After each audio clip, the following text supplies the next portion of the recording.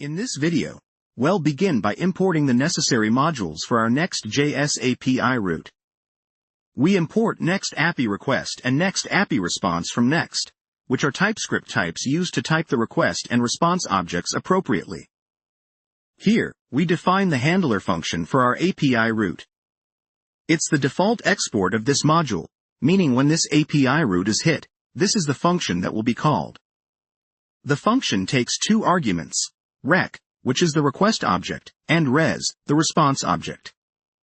Now, we're going to focus on security by setting content security policy headers.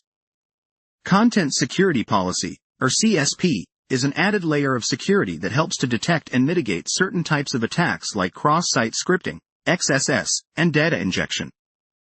Here we're using the setHeader method on the response object to set the content security policy header.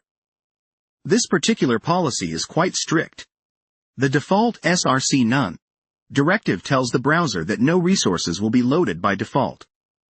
Then, we override this policy for specific types of resources like scripts, connections, images, and styles by using the self keyword, which means they can only be loaded from the same origin as the application.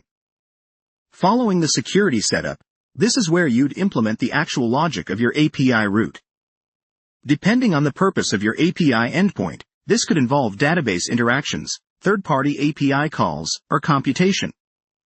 Finally, we send a response back to the client with a 200 status code, indicating success, and a JSON payload with a message.